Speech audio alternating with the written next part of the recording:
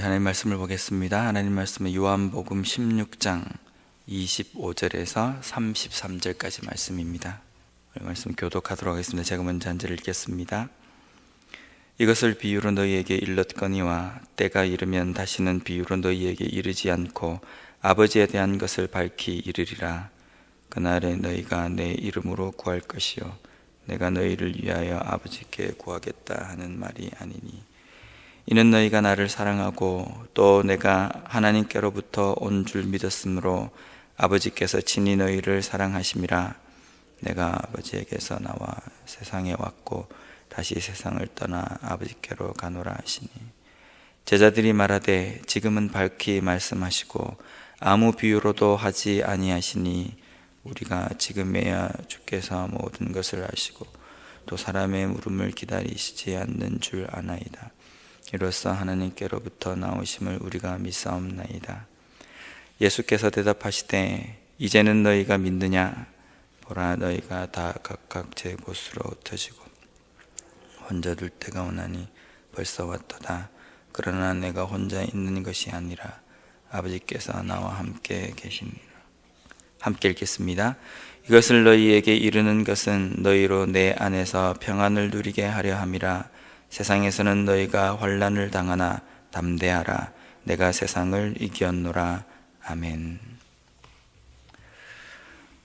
오늘 본문 말씀의 25절에는 이렇게 말씀을 시작하십니다. 이것을 비유로 너희에게 일렀거니와 때가 이르면 다시는 비유로 너희에게 이르지 않고 아버지에 대한 것을 밝히 이르리라.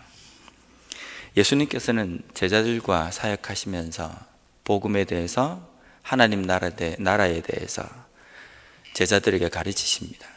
근데 그 가르치실 때에 비유를 많이 사용하셨습니다.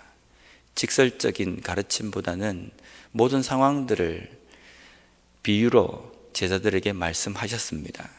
근데 오늘 본문에도 보면 비유라는 이 말씀이 나옵니다. 이제 앞으로는 더 이상 너희들에게 비유로 말하지 않겠다라는 겁니다.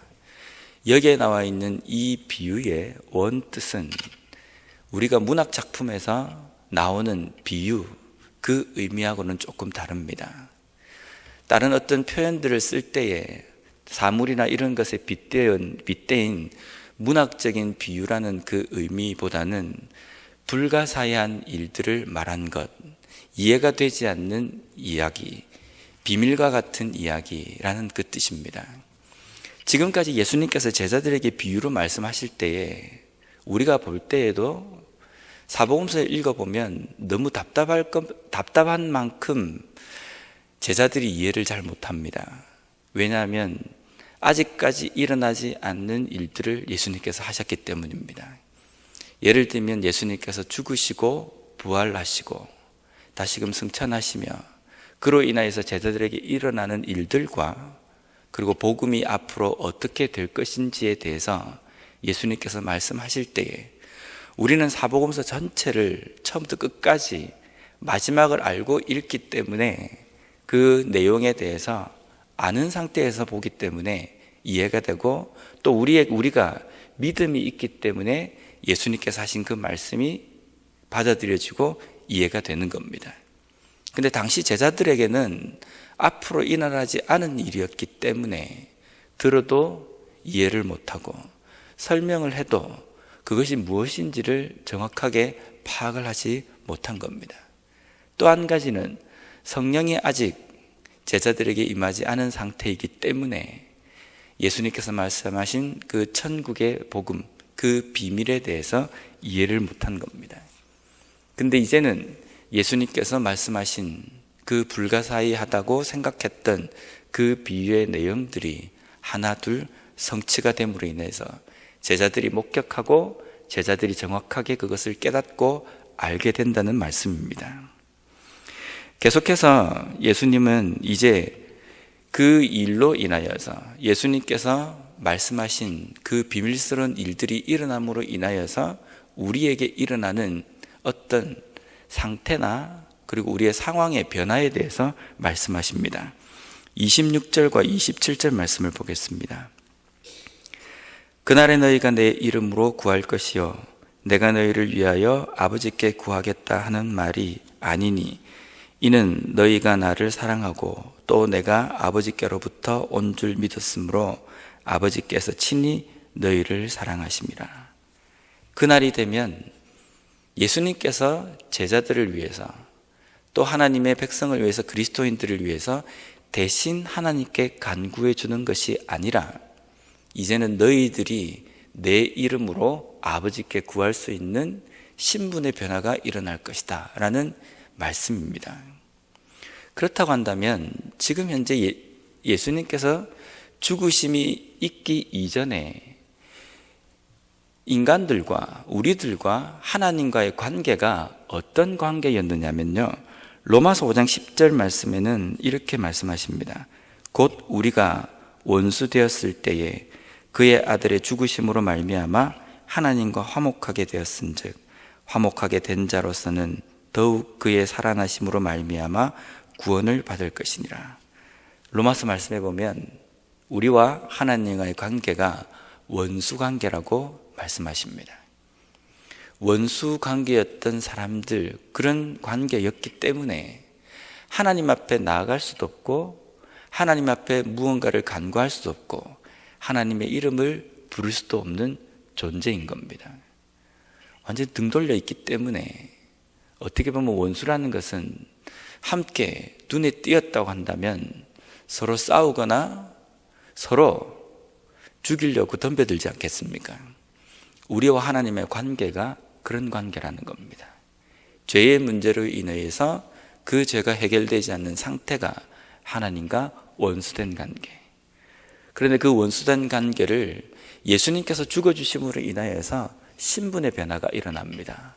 그 신분의 변화가 일어나서 어떤 상태가 되냐면 이제는 하나님 앞에 담대하게 나아가고 예수님의 이름으로 우리가 하나님 앞에 기도를 할 때에 하나님께서 들으시고 우리를 온전히 받아주신다는 겁니다. 왜 그러냐면 우리가 믿음이 있고 예수 그리스도를 주라고 고백했기 때문에 하나님께서 직접적으로 우리를 사랑하신다는 겁니다. 그리고 로마서 8장 17절 말씀에는 이렇게 기록하고 있습니다. 자녀이면 또한 상속자 곧 하나님의 상속자요 그리스도와 함께 한 상속자니 우리가 그와 함께 영광을 받기 위하여 고난도 함께 받아야 할 것이니라. 8장 17절에는 우리가 자녀의 신분이고 그 자녀의 신분을 더 뛰어넘어서 상속자라는 겁니다.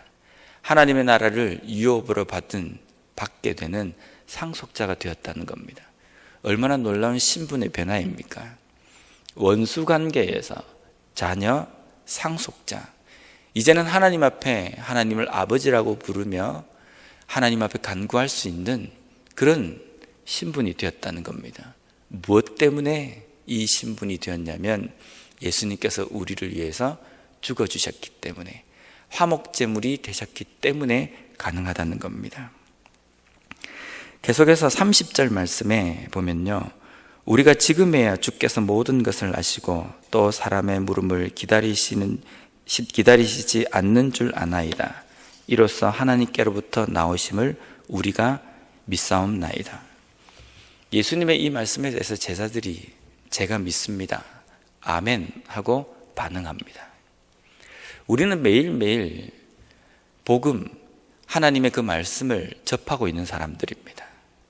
매일매일 우리가 접하는 그 복음과 그 말씀 앞에서 우리는 어떤 반응을 하고 있습니까? 내가 예수님은 살아계신 하나님의 아들이시고 나를 위해서 이 땅에 구원자로서 오심을 제가 믿습니다.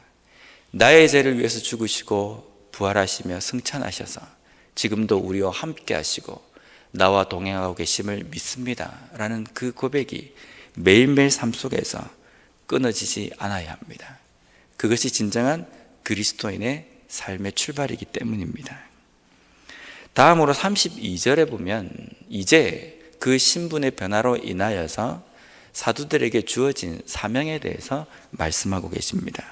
보라, 너희가 다 각각 제 곳으로 흩어지고 나를 혼자 둘 때가 오나니 벌써 왔도다. 그러나 내가 혼자 있는 것이 아니라 아버지께서 나와 함께 계시느니라. 조금 있으면 예수님께서 로마 병정에게 잡히시고 십자가에 못 박히시는 그 길로 가시게 됩니다. 그 두렵고 어둡고 힘든 상황이 될 때에 제자들은 다 흩어져 버립니다. 왜냐하면 제자들 눈에 보이는 그 상황이 무섭고 두렵기 때문입니다. 그렇지 않겠습니까? 제자들의 마음속에 믿음이 있었다 할지라도 실제 상황 가운데 일어나는 그 문제 앞에서 담대할 수 없었을 겁니다. 스승이신 예수님이 잡히시고 무기력하게 죽어가는 그 자리까지 가실 때에 제자들의 마음속에는 두려움과 공포와 때로는 외로움과 이런 것들이 그들 마음을 사로잡았을 겁니다. 그러나 그 모든 상황들 앞에서 예수님께서는 이렇게 말씀하십니다. 이것을 너희에게 이르는 것은 너희로 내 안에서 평안을 누리게 하려 함이라. 세상에서는 너희가 환난을 당하나 담대하라. 내가 세상을 이겼노라. 두렵고 힘든 상황에 휩싸인 제자들이 앞으로 감당해야 될 사명은 지금 현재 눈으로 보고 있는 두렵고 힘든 상황인 이 복음을 세상 가운데 전해야 합니다. 세상 가운데 전하는 그들의 삶 속에 남아있는 것은 세상이 그들을 환영하는 것이 아니라 그들을 밀쳐내고 때로는 잡고 때로는 핍박하며 죽는 자리에까지 끌고 갈 것입니다. 하지만 그 모든 상황들이 있을 때에 두려워하지 말라는 겁니다. 인간 눈으로 볼 때에는 그 모든 것이 두렵고 힘들고 낭망할 수밖에 없는 그런 상황이라 할지라도 두려워하지 말라.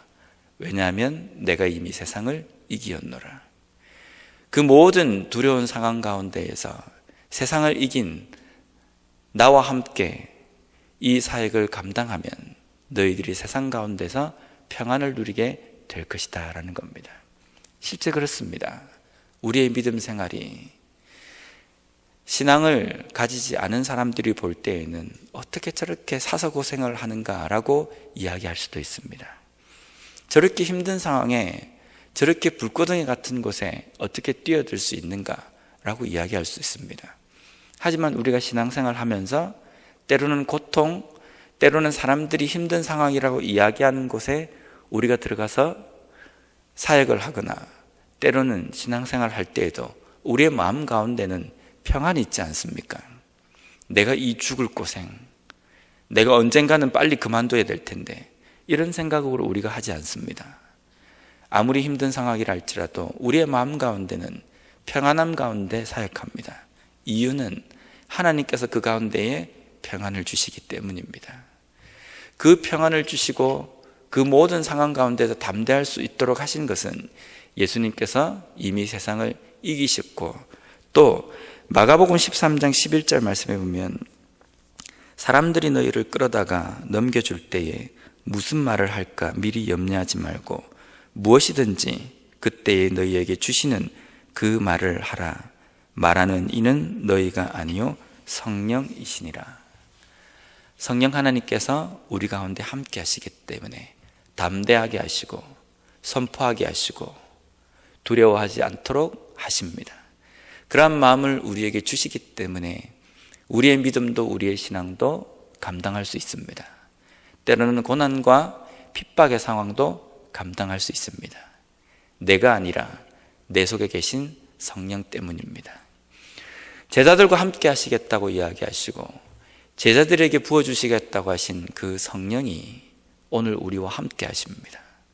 나와 함께 하시기 때문에 내 능력이 아니라 하나님께서 주시는 그 힘으로 오늘 하루도 버틸 수 있습니다.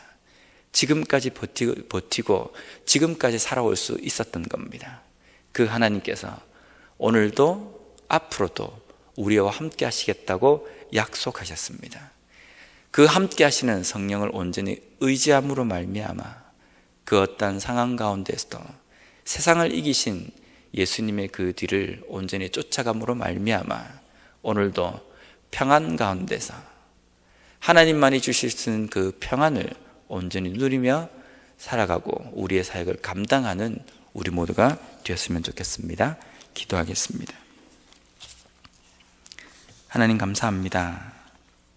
홀로 남겨지고 더 이상 예수님의 말씀을 들을 수 없는 제자들에게 너희들이 이 세상에서 혼자가 아니라 성령을 부어주심으로 인하여서 그 성령께서 너희들에게 모든 것을 가르치시고 그것을 감당할 수 있는 힘을 주실 것이라고 약속하셨던 그 말씀을 오늘 저희들이 다시 한번 깨닫고 그 말씀을 붙들길 원합니다. 우리 속에 함께 하시고 우리에게 힘 주시고 능력 주시고 감당할 수 있는 그런 소양도 주시는 그 하나님을 온전히 바라보며 붙들 수 있는 저희들이 되게 하여 주시옵소서. 때로는 낙담적이고 때로는 절망적이고 더 이상 견디지 못하는 상황 가운데에서도 나를 바라보아서 그 모든 것이 힘들게 보일 때에 나와 함께 하시는 하나님을 바라보게 하여 주시고 그 하나님께서 나로 하여금 힘을 주실 때에 그 모든 것을 능히 이기며 나아갈 수 있음을 다시 한번 고백하며 하나님 앞에 엎드릴 수 있는 저희들이 되게 하여 주시옵소서. 그로 말미암아 오늘날 저희 영락교회 모든 성도님들이 이 하루의 삶을 살아갈 때에 우리 안에 역사하시며 우리와 함께 하시고 우리에게 힘 주시는 그 하나님으로 인하여서 온전히 승리하는 이 하루의 삶이 되게 하여 주시옵소서. 예수님 이름으로 기도드립니다. 아멘.